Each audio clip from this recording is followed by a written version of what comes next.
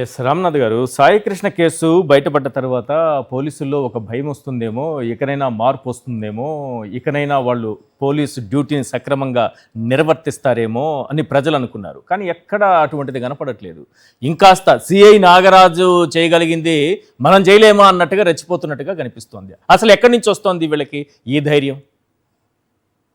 ఈశ్వర్ గారు, మీకు, రజనీ మేడం గారికి, శేఖర్ రెడ్డి గారికి నమస్కారం. ఇప్పుడు ఈ కామన్ పాయింట్ ఏంటంటే వీళ్ళందరూ కూడా సామాన్యులు, వీళ్ళందరూ చట్టాన్ని గౌరవించే వాళ్ళే. పోలీసులు పిలవగానే పోలీస్ స్టేషన్ కి ఒకసారి వెళ్ళిన వాళ్ళే. ఒకసారి పోలీస్ స్టేషన్ కి వెళ్ళిన తర్వాత రెండోసారి రమ్మన్నప్పుడు మాత్రం వెళ్ళలేక ప్రాణాలు తీసుకుంటున్నారంటే మొదటిసారి వెళ్ళినప్పుడు వీళ్ళని ఏ స్థాయిలో టార్చర్ పెట్టి ఉండాలి ఇక్కడే అర్థమవుతుంది. మొదటిసారి పోలీస్ స్టేషన్ కి వెళ్ళిన వాళ్ళు రెండోసారి పిలిచినప్పుడు పోవడానికి ఎందుకు ఇంత ఇబ్బంది పడతారు? ఇది కామన్ పాయింట్. అంటే చాలా విపరీతంగా వేధిస్తూ ఉన్నారు అన్నది కూడా క్లియర్ గా అర్థమవుతుంది. ఈ రాష్ట్రంలో ఎటువైపు వెళ్తుంది పోలీస్ వ్యవస్థ అనడానికి సాయి కృష్ణ గారి కేసు ఉదాహరణ.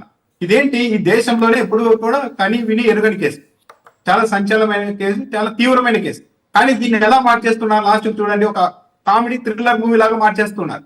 ఎందుకంటే సాయి కృష్ణ కేసు ఇప్పుడు ఎక్కడ ఆగిందండి? ఎక్కడ ఆగింది? నాగరాజు నిందితుడిగా ఉన్న నాగరాజును రాజమండ్రి సెంట్రల్ జైల్లో విచారించాలా లేకుంటే విజయవాడలో విచారించాలా అన్న దాని మీద 4 రోజులుగా నడుస్తుంది వ్యవహారం. సుప్రీంకోర్టు వరకు వెళ్ళారు. ఎప్పుడైనా కానీ ఇంత తీవ్రమైన కేసులో వీలైనంత త్వరగా విచారించాలి, కస్టడీలో తీసుకోవాలి అనుకుంటారు. అలా కాకుండా ఎక్కడ విచారించాలన్న దానిపైన సుప్రీంకోర్టు వరకు వెళ్ళి పోరాటం చేస్తూ ఉన్నారు. సుప్రీంకోర్టు జూలై 23వ తేదీకి వాయిదా వేసింది. ఏది? కౌంటర్లు దాఖలు చేయండి. మళ్ళీ ఆ తర్వాత ఎప్పుడు తెలుస్తారో తెలియదు.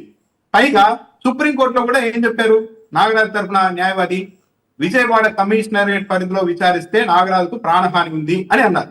కామన్ గా అయితే అక్కడున్న ప్రభుత్వ న్యాయవాది కావచ్చు లేకుంటే ఇంకెవరైనా సరే వెంటనే విజయవాడ కమిషనరేట్ పరిధిలో విచారిస్తే నీకు ప్రాణహాని ఉంది అంటున్నావు కదా, ఎవరి ద్వారా ఉంది అని చెప్పాలి అని. కానీ అది మాత్రం చెప్పడం లేదు, ప్రాణహాని ఉంది అంటున్నారు. సాయి కృష్ణ తల్లి గారు అయితే ప్రాణహాని తలపెట్టే సినిమా లేదు. ఆ పాపం ఆమె భయపడి సిబిఐ విచారణ కూడా వద్దనే పిటిషన్ కూడా వెనక్కి తీసుకునే స్థాయిలో ఆమె ఉన్నారు. మరి ఏకంగా ఒక సిఐగా పనిచేసి ఇంత నెట్వర్క్ ఉన్న వ్యక్తిని అక్కడికి విజయవాడకు వస్తే చంపేస్తారు, అంత శక్తి సామర్థ్యాలు ఉన్న వాళ్ళు ఎవరు? ఈ పాయింట్ మాత్రం ఎక్కడ అడగడం లేదు. న్యాయస్థానాల్లో కూడా అడగడం లేదు, ఇటువైపు ప్రభుత్వ న్యాయవాదులు కూడా అడగడం లేదు. ఇంకా విచిత్రమైనది ఏంటంటే ఈ కేసులో మొత్తం ఆ బూడిద దొరికింది, ఎముకలు దొరికాయని రకరకాలుగా చెప్పారు. అసలు సీసీ ఫుటేజ్ ఉందో లేదు ఇప్పటికీ చెప్పడం లేదు. అంటే ఇదంతా ఏంటి? ఇంకా విచారించడానికి ఈ రోజులు తీసుకోవడం ద్వారా వీలైనంత కాలయాపన చేయాలి ఈ కేసును ముందుకు. అందరూ అంటే చర్చించడం మానేసే వరకు, అంటే చర్చించే వాళ్ళకే ఓపిక నశించి ఇంకా వదిలేద్దామనే లెవెల్ వరకు ఈ కేసులో మీరు చెప్పిన పాయింట్ వింటే రాజమండ్రిలో విచారించాలా లేకపోతే విజయవాడలో విచారించాలా, ఈ పాయింట్ దగ్గరే కేసు మొత్తం నడుస్తోంది. ఆలస్యం అయిపోతుంది, అక్కడే కథనంతా తిప్పుతున్నారు. ఇప్పుడు చంద్రబాబు నాయుడు గారు స్కిల్ కేసులో అరెస్ట్ అయినప్పుడు 17 దాని ప్రకారం అది అమలు చేశారా లేదా? దాని ప్రకారం అరెస్ట్ చేశారా? దాని చుట్టే తిప్పారు. ప్రస్తుతానికి సుప్రీంకోర్టులో అలాగే పెండింగ్లో ఉండిపోయింది. అది ఇక్కడ మాత్రం కేసు వెళ్ళిపోయింది. అదే కేసు మొత్తం డ్రాగ్ చేయాలని చూస్తున్నారు. ఇప్పుడు పవన్ కళ్యాణ్ గారు ఏమన్నారు సాయి కృష్ణ గారి కేసులో, సాయి కృష్ణ కేసులో రౌడీ షీటర్ చనిపోతే మీరు ఇంత హడావిడి చేస్తారా, హంగామా చేస్తారా అని మాట్లాడారు. మంచి పాయింట్. సరే, ఇప్పుడు పిడుగు రాళ్ళతో చనిపోయిన హుస్సేన్ అనే వ్యక్తి రౌడీ షీటర్ కాదు, ఎలాంటి క్రైమ్ రికార్డ్ లేదు.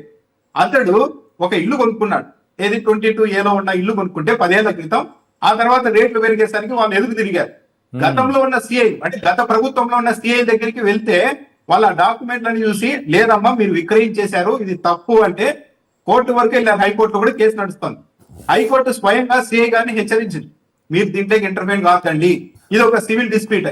అయినా సరే హైకోర్టు చెప్పుకుంటే మేము భయపడతామా, జిల్లా ఎస్పీకి చెప్పినా మేము భయపడమని చెప్పి టార్చర్ చేసేసరికి అతడు ప్రాణాలు తీసుకున్నారంటే ఇంతకు మించి ఏంది కావాలి? ఇంకా క్లియర్ కేసు కదా ఇది, పోలీసులు పక్కాగా తప్పు చేశారని.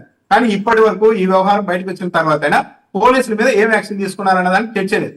ఈ రాష్ట్రంలో ఎక్కడైనా సరే, దేశంలో, ఈ ప్రపంచంలో ఒక వ్యక్తి చనిపోయే ముందు ఒక వీడియో రికార్డ్ చేసి నేను పలానా వ్యక్తి ద్వారా చనిపోతున్నానంటే అది ఫైనల్ మరణ వాంగ్మూలం.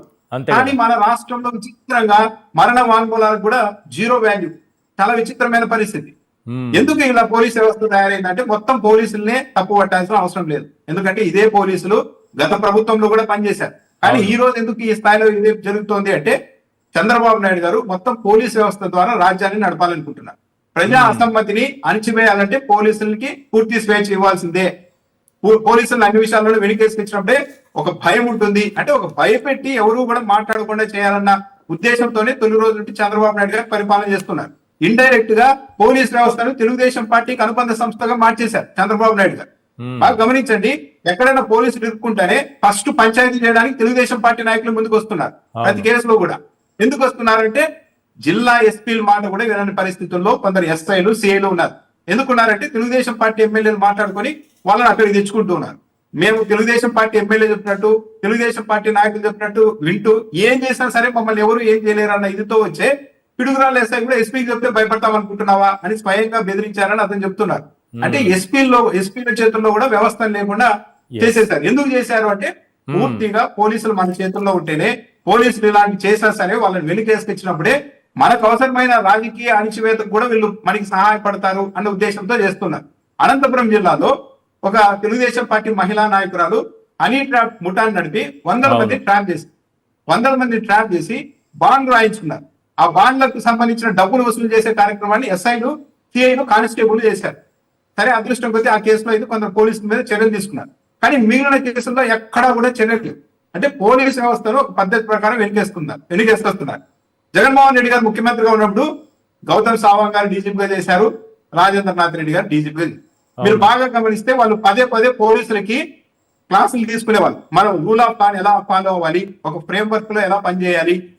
ఇంకా రాజేంద్రనాథ్ రెడ్డి గారు డీజీపీగా ఉన్నప్పుడు పదే ఒక విషయం చెప్పేవాళ్ళు. మేము ఇంత నిర్ణీత కాలంలోనే చార్జ్ షీట్ వేసి ఇంతమందికి జైలు శిక్ష పడేలా చేశాం అని చెప్పారు.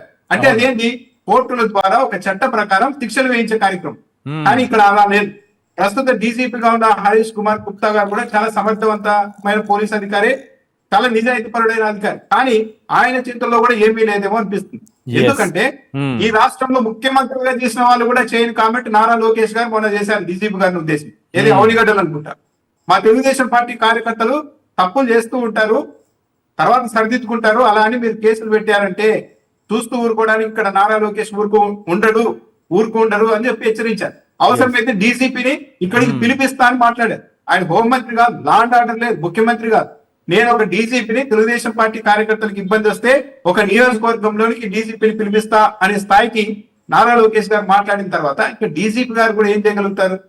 ఇదంతా ఏంటి అంటే ఇదంతా పోలీస్ వ్యవస్థని మొత్తం తన మీద రాజకీయంగా ఎక్కడైనా అసమ్మతి ఉంటే దాన్ని అణిచివేయడానికి వీళ్ళంతా ఉపయోగపడతారన్న ఉద్దేశంతో ప్రతి చోట పోలీసులు వెనుకేసుకొస్తున్నారు. ఇదేదో బాగుంది, మనం కూడా తెలుగుదేశం పార్టీ నాయకులతో కలిసి పనిచేసుకుంటే ఇలాంటివన్నీ మనకి లాభాలు ఉంటాయన్న ఉద్దేశంతో అందరూ కాదు, కొందరు పోలీస్ అధికారులు, సిఐలు, ఎస్ఐలు దారి తప్పారు. అందువల్ల ఈ రోజు రాష్ట్రం ఈ పరిస్థితికి వచ్చింది. ఇది చాలా ప్రమాదకరమైన ప్రొసీడింగ్. ఇది కానీ ఇలాగే కంటిన్యూ అయితే ఇంకెవరు ఉండరు. ఒకసారి పోలీస్ స్టేషన్ కి వెళ్ళిన వ్యక్తి రెండోసారి పోలీస్ స్టేషన్ కి పోవడానికి భయపడుతున్నారంటే ఇంత మించిన దురదృష్టం ఏముంటుంది? పక్క రాష్ట్రాల్లో ఫ్రెండ్లీ పోలీసింగ్ పేరుతో పబ్లిక్ మనసు గెలిచేందుకు పోలీసులు పనిచేస్తుంటే ఏపీలో మాత్రం పోలీస్ స్టేషన్ కి వెళ్తే తిరిగి వస్తామో లేదో అన్న ఒక పానిక్ క్రియేట్ అయితే ఇంత మించిన అవమానం ఏముంటుంది? కరెక్ట్. ఎస్, రజనీ గారు.